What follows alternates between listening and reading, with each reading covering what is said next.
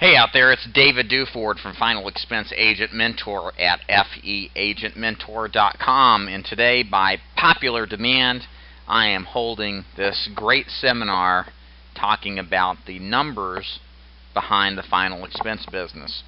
I talk to a lot of agents every week in the process of seeing if they may be a good fit for my agency, and the smart ones always ask about what kind of potential is there in the final expense business, down to brass tacks. What does it cost? How much can you make?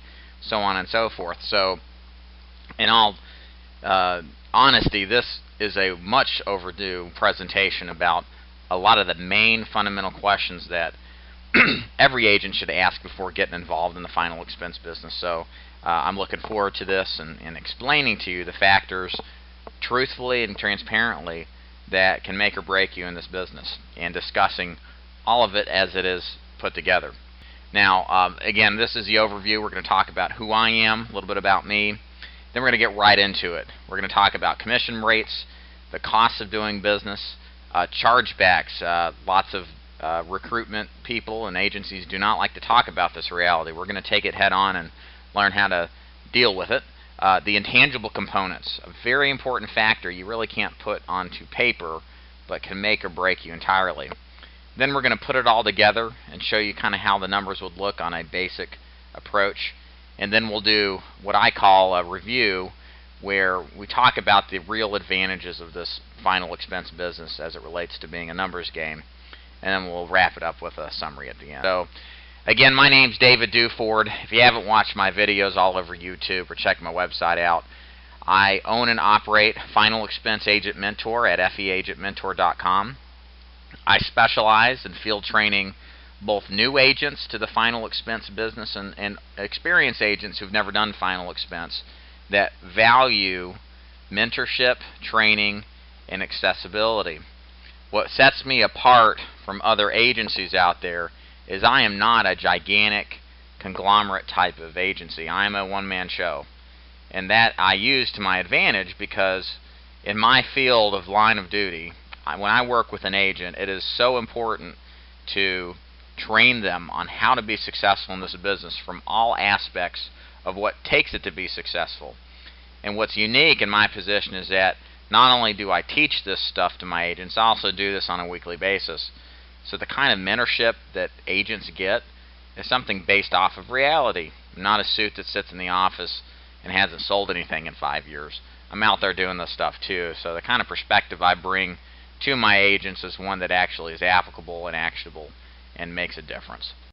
Now, let's talk about commission rates in the final expense business. And I want to start off with one caveat here at the very top. Remember, the difference between what you earn versus what you bank. Many agents come into this business and want to make the highest commission levels available. And I think that's a noble requirement or goal. And we all certainly want to be paid what we're worth. But here's the deal. If you look at final expense, not as a salesperson, but as a business, if you all have ever run any business, or if you look at any business, you've got what the business brings home as far as sales, and then what the business has to pay for those sales. So it's important to remember that whatever commission rate that you're paid, it may not reflect really what you're going to bank. And there's a lot of variables involved there as far as what you bank versus what you make as far as sales or you earn. So we're going to take that into consideration through this entire conversation because it's important that you remember the difference. Commission rates vary wildly. Again, a lot of it comes down to, not just what they offer in commission rates, but also what do you get in return. It varies by product, by final expense product. Some are inherently lower price or lower commission than others. A lot of the times it depends on what the agency provides you. Do they provide you free leads? You can expect to get a pretty low commission level if they do, because that is the X factor in this business, one of the X factors to success. Do they provide training? Do they provide captivity, independence? There's so many variables there that you have to take those things into consideration and weigh that against whatever commission offer you're given. What you certainly don't want to do is take a commission offer that doesn't prove to be the value you wanted, or that locks you into some kind of non-compete and inability to move your contract carrier elsewhere. So these are really important factors to consider, and what I want to make clear here is that, you know, a commission rate alone is not enough to determine if it's a good value or not. You have to put it in full scope and capacity. And then again, a lot of people ask, well, what's the average case size in this business? And you're going to sell 600 annualized premium. That means if they pay monthly over 12 months, the total of that is what the case size is. And so remember this number, and here in a few slides we're going to use that as far as determining kind of what we can expect on an income base. Now, so what are the costs of doing business in the final expense business? Well, you're always going to have the investment in gas and vehicle upkeep, but truly for a final expense, the largest cost, although like I said in big bold letters here, I prefer investment. The biggest investment is the generation of your own leads. The most successful final expense agents buy direct mail leads weekly. I cannot overemphasize this point. The best agents in this business, in the final expense business, are committed entirely, fully, and continually to an ongoing standing lead order. And typically, it's direct mail leads.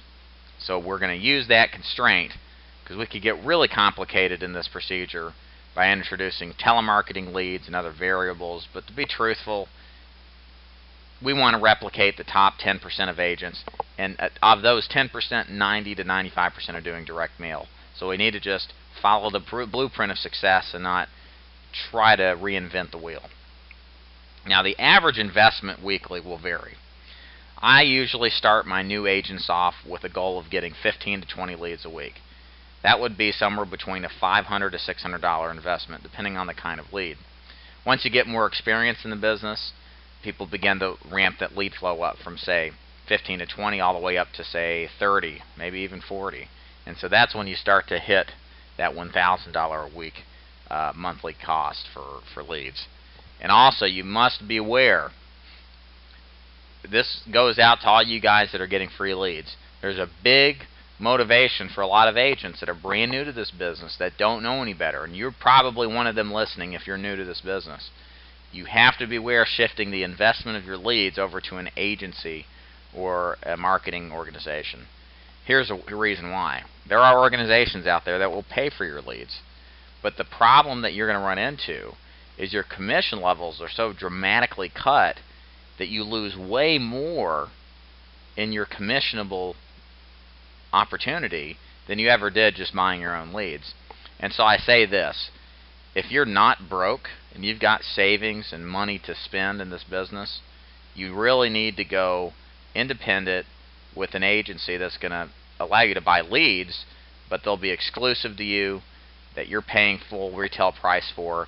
But the advantage is that you're able to have a very high commission level without the downsides to this, to the business. So remember that, please. If you find yourself in the situation, just doing the math and on the metrics I'm going to show you is going to blow your mind on how much money you're losing, just because you're handing it over to somebody to work with when it's really easy to handle on your own. Okay, so we've talked about the expenses, the direct expenses. Now we're going to talk about the ugly reality of final expense, and that's chargebacks. So what's a chargeback? First of all, chargeback is a term for the advanced commission that is left over after somebody lapses. So for example, if Mildred takes a policy out, it's $100 a month. Let's just say your advance commission is $1,000, and that's a 9-month advance. If they quit halfway through, you owe $500 of that back. That's not your money to keep, okay? So remember, this business, we're selling to low-income, fixed-income seniors and people disabled due to bad health. The reality is these guys aren't making a killing. They are probably not making any more than $800 to $1,200 a month. Now this may blow some of y'all's minds, but keep in mind a lot of these people have income subsidies, housing subsidies, cheaper medical insurance, food stamps, assistance. So even though this seems like a shockingly low amount, a lot of the times this market still has 20, 30, 40, 50 bucks to set aside towards a policy. So don't be discouraged because these people are below the poverty line. It's just that these people inherently are, but what you don't hear about in the news is that there's so much assistance for these people that it's unreal. That they can and do have disposable income. And this bolded point here is very important. The very nature of the low-income poverty of these people, combined with their nature to be what a great agent termed as world-class procrastinators, warrants that this particular product will have a higher lapse ratio. Because remember, you're taking Mildred, who makes $1,000 a month. If her radiator blows out in her car, she may start to make some bad decisions, like getting rid of your life insurance policy. Or the fact that their behavior patterns is they've always put off life insurance until their spouse died, a kid died, or a friend died. And so they've kind of been thrusted into reality, into this moment where they're willing to consider buying more. And so I say all this because with this particular group of people, it is a different group than your white-collar professionals or even your blue-collar working class types. These people know they need life insurance, but it's important that you do your due diligence in finding the right areas and how to present to these people so that you can improve this ratio. But regardless, it all happens to everybody in this business, including myself. My top carrier I place most of my business with, I've got that's at this point I have 6.5% lapse rate in the first year. That's phenomenal. That means my persistency level, which is the term we say for how much is left after a year of that business you sold, and mine's 93.5%. My worst carrier is probably right at 70 or 71%. So again, it's going to fluctuate in there. It just depends. But for your projections, what you want to do is use a 20% lapse ratio. And what this means is that if you sell 5 policies and the average case size is $600 in premium, take one of those off. That doesn't mean the policy is going to lapse right away. It may lapse right away. It may lapse 6 months from now. It may lapse in month 11. You'll earn that income for each month that Mildred paid, but for the months that you're advanced that it doesn't pay, you got to pay that back. But if you take 20% right off the top, it just keeps the metrics conservative and a little bit more consistent. But most importantly, conservative. We don't want to be too aggressive here. We want to make sure that we account for it in a conservative manner. And this other bullet point I skipped over, a lot of these lapse and chargeback issues can be resolved with better selling techniques, learning from somebody who knows how to address the lapse risk and as far as addressing it to their client and kind of how they want them to behave and how to sell the application so it sticks. But also taking time to preferentially marketing to areas where poverty isn't running amok is very important. And I'll say a little bit about this.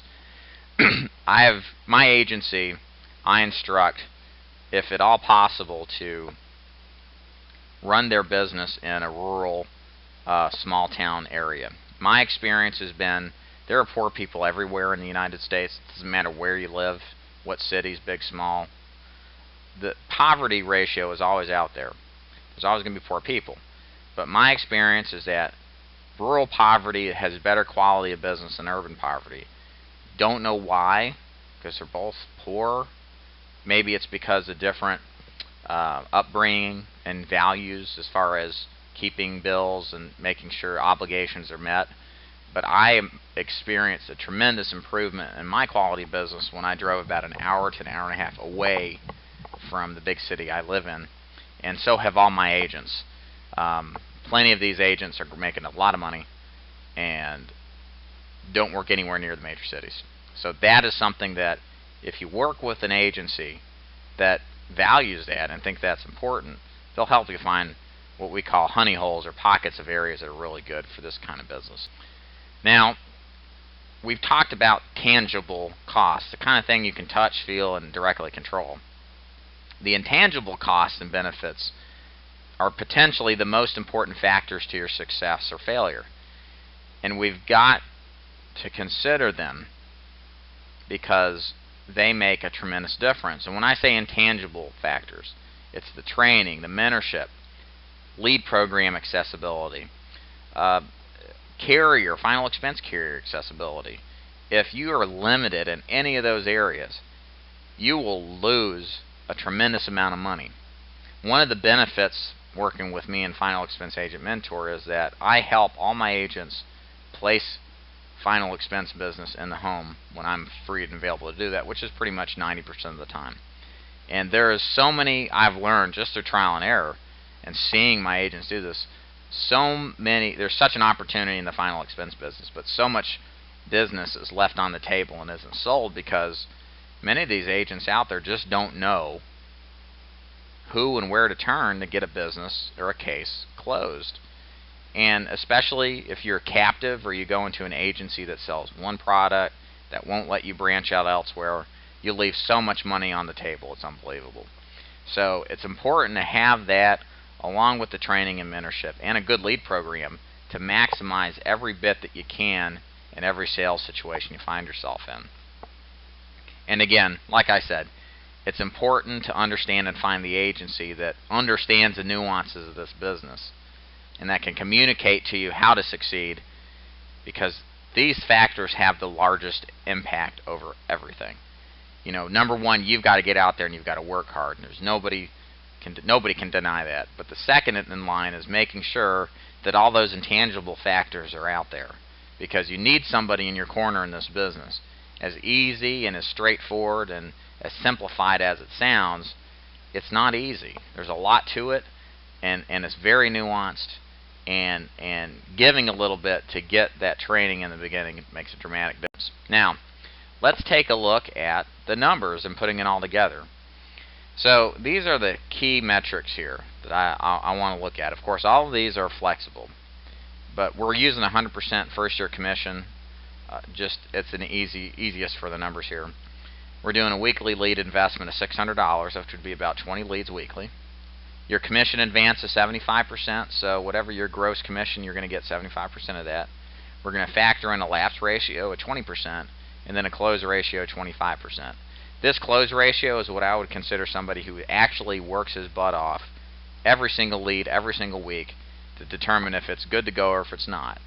If you aren't working out there, if you're not going to door knock, if you're not going to set appointments, if you're not going to try every feasible way to see these people, this will be lower. But this right here is conservative if you do the hard work involved. I've seen agents with 30 or 35% closing ratios. So it definitely can be done. It's just understand that this is an achievable but challenging ratio. So here's a breakdown of how it all looks. 5 sales a week, 25% closing ratio off of your leads, 600 premium. That's a 3,000 a week in volume. You make 75% as an advance. That's your advance gross commission. Of course, that's what you're going to bank right now, but you haven't quote-unquote earned that, because if you set aside the 20%, that's $450 of that $2,250. You're going to have an $1,800 net income cash flow. Okay? So, and then after that, what you're going to do is go ahead and deduct the $600 lead investment. So $1,800 minus $600 gives you a weekly lead investment of $1,200 in net income. And remember, in the beginning, in any line of any kind of line of life insurance business, it's tough the first year, because ultimately, like where I'm sitting now, I have renewals from all the business I wrote, and I'm getting as earned income in months 10, 11, and 12. So this net, I should say this $1,200 net income, will grow substantially as you get more experience in this business. And on top of that, as we're about to get to right now, this ultimately, the beauty of this business is the ultimate numbers game. Final expense, because it is simple, once you overcome some of the difficulties of it, it becomes a numbers game. You can certainly sell 15, 20 leads a week, or you can scale it up to double that. And in return, many times your income doubles, if not increases more. Because once you dial into the system and become accustomed with the program, you just do more of it. That's what's great about it. You don't need to have some level of more advanced training or salesmanship to do this, to do more. You just need to work harder. And that's what I mean. There's veteran agents in this business who are netting $200 grand or more because they just outwork and outperform the other agents, because they just do more work. I had this realization about a year ago. I was running 15, 20 appointments consistently. I was making about $4,000 to $4,500 in premium a week, and I realized what I needed to do, because I was sufficiently happy, was content, but I wanted to make more money. I just doubled up. It was a bit of a heartache or a bit of a scare to think you're investing all this money in leads. But the fact is that I could be successful at this, I can be successful at that, and I'm living proof of that. You know, once you get accustomed to this business, if you want to run 25, 35, even 40 appointments a week and still have a 2-day weekend, you can do it in this business. And you can make $250,000 a year if you get out there and you work hard and learn from somebody else who's done it as well. And that's why I say final expense is truly a hard worker's profession. You don't have to be a genius to sell this stuff. Even a caveman can do it. All you have to do is just work hard. Get out there and see the people, dial into a system, and make it happen. And here's the other thing. You have to take note on how you can make small adjustments in your numbers to dramatically improve your results. You know, what if you went up to a 30% closing ratio? That's going to make a huge difference. You know, going from 5 to 6 cases a week sold. You know, or if you're buying 40 leads a week, going from 10 to, do the math in my head, 12 cases a week. That will make a huge difference in your income. Or increasing leads, or improving the case size. What if you can squeeze $50 more out of an appointment? You can do that if you try to place some, say, grandchild riders. There's ways to do that real easy. So there's things you can do that make a huge difference. But the biggest thing here is that it's not all about your commission rate, because the leads, the closing ratio, the training, the intangible stuff makes a tremendous difference if you got somebody who can show you that. And like I said, if you got somebody on your side who can do that, that's great. That's what you want. That's what's going to make a difference. So some takeaway points on the final expense business. You take your time to fully understand the numbers before diving into final expense. So go back a couple slides, look at those metrics I gave you. That's a good guideline. Just to give you an example of where things are going to go. Understand that you must pay to play. You need to be ready and willing to invest money into your business to succeed. When you look at this as a business, tell me a business that you're not going to invest any money in. Very few of you will be able to, because there's not very many that are. The truth is, most businesses require substantially more money to invest in their business before they even open up shop versus final expense. All you need to do is queue up a lead order for 4 or 5 weeks and you're in business.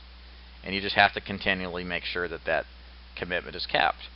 You're not going to spend $10, $20, $50, $100,000 to get going here. Nowhere near that. It's extremely less than that. And understand the fundamental rule of final expense. I've said it a couple times and I'll say it again. Final expense is simple, but it isn't easy.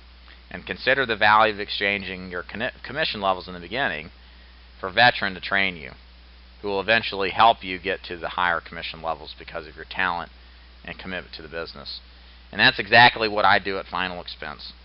I believe training is crucial in this business, and I'm always looking for people who value mentorship, that like the ideas and some of the benefits of this business, but understand they've got to pay their dues. That's a fundamental component as well.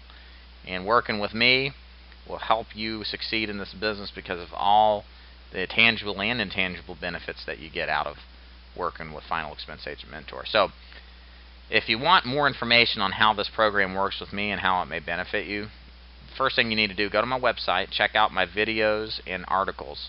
Take a lot of time to check those out. You've got more on YouTube you can check out as well. It's important to do your due diligence and make sure the program you select is right for you. And so that's why I want you to take the time to do this. And if you like what you hear after you take your time to do that, go to the contact page and put your personal information in, and we'll set a phone conference time up to talk more about the opportunity. So this is David Duford at Final Expense Agent Mentor at feagentmentor.com logging off, and thanks so much for listening, guys. Take care.